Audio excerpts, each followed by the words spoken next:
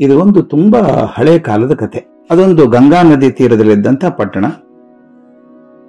ಅಲ್ಲಿ ಸಾಕಷ್ಟು ಹಳೆ ದೇವಸ್ಥಾನಗಳಿದ್ದರಿಂದ ತೀರ್ಥಕ್ಷೇತ್ರ ಅಂತ ಹೆಸರಾಗಿತ್ತು. 12 ತಿಂಗಳು ಪ್ರವಾಸಿಗಳು ಬಂದೇ ಬರ್ತಾ ಇದ್ರು. ಆದ್ರೆ ವರ್ಷದ ಕೆಲವೊಂದು ದಿವಸಗಳಲ್ಲಿ ಊರಲ್ಲಿ ಕಾಲಿಡೋಕ್ ಜಾಗ ಇಲ್ಲ. ಆ ಪರ್ವಕಾಲ ಅಂತ ಬರ್ತಾವಲ್ಲ, ಆ ಕಾಲಗಳಲ್ಲಿ ಗಂಗಾ ಸ್ನಾನಕ್ಕೆ ಅಂತ ಹೇಳಿ ಲಕ್ಷಾಂತರ ಜನ ಬಂದು ಹಗಲು ಯಾವುದು ರಾತ್ರಿ ಯಾವುದು ಏನು ಗೊತ್ತಾಗೋಂಗಿರ್ಲಿಲ್ಲ. ಈ ತೀರ್ಥಕ್ಷೇತ್ರ ಅಂದ್ಮೇಲೆ ಸಾಧು ಸಂತರಿಗೆ ಏನ್ ಕೊರತೆ, ಅವರು ಸಾಕಷ್ಟು ಜನ ಇದ್ರು. ಈ ನದಿಗೆ ಹೋಗುವಂತ ದಾರಿ ಇತ್ತಲ್ಲ, ಅದ್ರ ಎಡಕ್ಕೆ ಬಲಕ್ಕೆ ಅಂಗಡಿ ಮುಂಗಟ್ಟುಗಳು ಸಾಲಾಗಿ ಕಟ್ಕೊಂಡಿದ್ರು.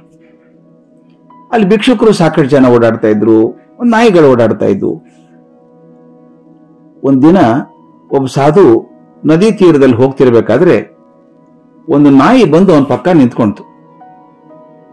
ಮಧ್ಯಾಹ್ನದ ವಿಪರೀತ ಬಿಸಿಲಿತ್ತಲ್ಲ, ಈ ನಾಯಿ ಹೋಗಿ ಆ ಸಾಧುವಿನ ನೆರಳಲ್ಲಿ ನಿಂತ್ಕೊಂಡಿತು.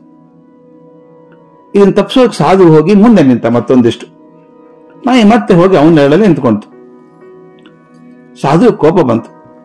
ನಾಯಿಗೆ ಏನ್ ಮಾಡಿದ, ತನ್ನ ಕೈಯಲ್ಲಿತ್ತಲ್ಲ ಕೋಲು ಚೆನ್ನಾಗಿ ಹೊಡೆದ. ಅಷ್ಟಕ್ಕೆ ಅವನ ಕೋಪ ಕಮ್ಮಿ ಆಗ್ಲಿಲ್ಲ. ಕೆಳಗೆ ಬಿದ್ದಿದ್ದು ಅಲ್ಲ ಕಲ್ಲುಗಳು, ಎತ್ಕೊಂಡು ನಾಯಿಗೆ ಹೋಗದ. ಅದ್ರ ಕಾಲಿಗೆ ಗಾಯ ಆಯ್ತು, ರಕ್ತ ಬರೋಕ್ ಶುರು ಆಯ್ತು, ಕುಂಟೋಕ್ ಶುರು ಆಯ್ತು. ನಾಯಿ ಕತ್ತೆತ್ತಿ ಗೋಳಿಡ್ತಾ ಆ ಕಡೆ ಈ ಕಡೆ ಓಡಾಡೋಕ್ ಶುರು ಆಯ್ತು. ನಂತರ ನಾಯಿ ಏನ್ ಮಾಡ್ತು, ಆ ಗಂಗಾ ನದಿ ದಂಡೆ ಮೇಲೆ ಒಬ್ಬರು ಜ್ಞಾನಿಗಳ ಮನೆ ಇತ್ತು, ಅವ್ರ ಮನೆಗೆ ಹೋಯ್ತು. ಈ ನಾಯಿ ಅವಸ್ಥೆ ಕಂಡು ಪಾಪ ಜ್ಞಾನಿಗಳ ಮನೆಯವರಿಗೆ ಬಹಳ ಕಷ್ಟ ಅನಿಸ್ತು. ಹಿರಿಯರನ್ನ ಕರೆದ್ರು. ಅವರಿಗೆ ಆ ನಾಯಿಗಾದಂತಹ ಪೆಟ್ಟು ನೋಡಿ ಬಹಳ ದುಃಖ ಆಯ್ತು. ಯಾಕೆ ಹಿಂಗಾಯ್ತಪ್ಪ ನಿನ್ಗೆ ಅಂತ ಕೇಳಿದ್ರು. ನಾಯಿ ತನಗಾದಂಥ ಅನ್ಯಾಯವನ್ನು ವರ್ಣಿಸಿ ಹೇಳ್ತು, ಆ ಸಾಧು ಇದ್ದಾನಲ್ಲ ಅವನನ್ನು ಹೊಡೆದ, ಕಲ್ಲು ಹೊಡೆದ ಅಂತ ಕರೆದ್ರು. ಕರೀರಿ ಆ ಸಾಧುನ್ನ ಅಂತ ಹಿರಿಯರು ಹೇಳಿ ಕಳಿಸಿದ್ರು. ಸಾಧು ಬಂದ.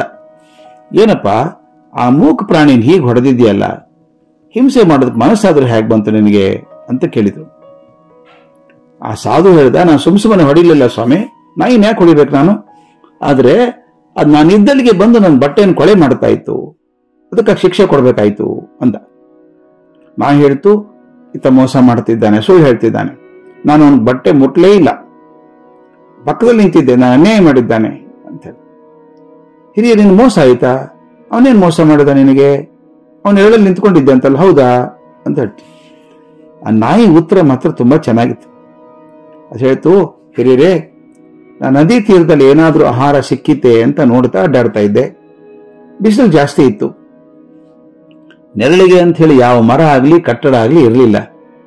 ಬಿಸಿಲು ತಡಿಲಾರದೆ ಈ ಸಾಧುವಿನ ವೇಷ ಹಾಕೊಂಡಿದ್ನಲ್ಲ ವ್ಯಕ್ತಿ, ಅವನ ನೆರಳಲ್ಲಿ ನಿಂತ್ಕೊಂಡೆ. ಅವನ ಬಟ್ಟೆ ಮುಟ್ಟಿಲ್ಲ, ನಾನು ದೂರ ಇದ್ದೆ, ನೆರಳಲ್ಲಿ ಇದ್ದೆ.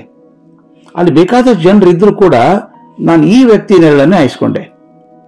ಇದು ಬೇರೆ ಜನರಿಗೆ ಬೇಗ ಸಿಟ್ಟು ಬರ್ತದೆ. ಈತ ಸಾಧುವಿನ ಹಾಗೆ ಬಟ್ಟೆ ಧರಿಸ್ತಿರೋದ್ರಿಂದ, ಅದು ಕಾವಿ ಬಟ್ಟೆ ಧರಿಸ್ತಿರೋದ್ರಿಂದ ನಿಜವಾದ ಸಾಧು ಇರಬೇಕು, ಆತ ತನ್ನ ಭಾವನೆಗಳನ್ನು ನಿಗ್ರಹ ಮಾಡ್ಕೊಂಡಿರ್ತಾನೆ ಅಂತ ನಂಬಿಕೆಯಿಂದ ಹೋಗಿ ಅವನ ನೆರಳಲ್ಲಿ ನಿಂತೆ. ಆದರೆ ಹಿರಿಯರೇ, ಈತ ವೇಷದ ಸನ್ಯಾಸಿ, ಇವನ ವೇಷವನ್ನು ನಂಬಿ ನಾನು ಮೋಸ ಹೋದೆ. ಆದ್ರಿಂದ ಇವನ್ ತನ್ನ ಕೋಪ ತಾಪಗಳನ್ನ ಜಯಿಸೋ ತನಕ ಕಾವಿ ಬಟ್ಟೆ ಹಾಕೋಬಾರದು ಅಂತ ತಾಕೀತು ಮಾಡಿ ಅಂತ ಹೇಳ್ತು. ಆ ಸಾಧು ಇದ್ನಲ್ಲ, ಅವನು ಬೇಜಾರಾಯ್ತು. ಹೌದು, ನಾಯಿ ನನ್ನ ಬಟ್ಟೆ ಏನು ಮುಟ್ಟಿರ್ಲಿಲ್ಲ, ಆದ್ರೆ ಪಕ್ಕದಲ್ಲಿ ನಿಂತ್ಕೊಂತಲ್ಲ ಅಂತ ಕೋಪ ಬಂತು. ಮುಂದೆ ಹೋದ್ರು ಮತ್ತೆ ಬಂದು ನಿಂತ್ಕೊಂತಲ್ಲ ಅಂತ ಕೋಪ ಆಗಿ ಹೊಡೆದೆ ನಾನು, ತಪ್ಪಾಯ್ತು ನಂದು ಅಂದ. ಆ ಹಿರಿಯರಿಗೆ ಅನ್ನಿಸ್ತು, ನಾಯಿ ಸನ್ಯಾಸಿಗಿಂತ ಹೆಚ್ಚು ಉನ್ನತ ಮಟ್ಟದ್ದಾಗಿದೆ ಅನಿಸ್ತು. ಸ್ನೇಹಿತರೆ, ನಾವು ಹಾಕಿಕೊಳ್ಳುವಂತ ಬಟ್ಟೆಗೆ ಒಂದು ಮರ್ಯಾದೆ ಇದೆ. ಈ ಕಾವಿ ಬಟ್ಟೆ ಅನ್ನೋದು ಬರೀ ಬಟ್ಟೆ ಅಲ್ಲ, ಅದೊಂದು ಘೋಷಣೆ ಇದ್ದ ಹಾಗೆ. ಏನ್ ಘೋಷಣೆ? ನಾನು ನನ್ನ ಮನಸ್ಸಿನ ಮೇಲೆ ಸಂಪೂರ್ಣ ಸಂಯಮ ಹೊಂದಿದ್ದೇನೆ, ನನಗೆ ಯಾವ ಆಸೆಗಳು ಉಳಿದಿಲ್ಲ, ಎಲ್ಲವನ್ನು ತ್ಯಾಗ ಮಾಡಿದ್ದೇನೆ ಅನ್ನುವಂಥ ಘೋಷಣೆ. ಕಾವಿ ಬಟ್ಟೆ ಎಲ್ಲವನ್ನು ತ್ಯಾಗ ಮಾಡಿದ ಸಂದೇಶ ಅದು. ಆ ಘೋಷಣೆಗೆ ತಕ್ಕಂತೆ ನಡ್ಕೊಳ್ಳದೆ ಹೋದಾಗ ಆತ್ಮವಂಚನೆ ಮಾಡ್ಕೊಂಡಂಗಾಗತ್ತೆ. ಅದರ ಜೊತೆಗೆ ಸಮಾಜಕ್ಕೆ ಈ ಬಟ್ಟೆ ಮೇಲೆ ಇರುವಂತಹ ನಂಬಿಕೆಗೆ ದ್ರೋಹ ಮಾಡಿದಂಗಾಗತ್ತೆ. ಅದಕ್ಕಾಗಿ ಮನಸ್ಸು ಇನ್ನೂ ಪಕ್ವ ಆಗದೇ ಇರೋರು ಅದನ್ನು ಅವಸರದಲ್ಲಿ ಹಾಕೊಳ್ಳೋ ಹವ್ಯಾಸ ಬೇಡ. ಅಥವಾ ಹಾಕೊಂಡವರಿಗೆ ಆ ಮನಸ್ಸು ಶುದ್ಧವಾಗಿದೆ ಅಂತ ಆಗಾಗ ಪರೀಕ್ಷೆ ಮಾಡ್ಕೊಳ್ಳೋದು ವಾಸಿ.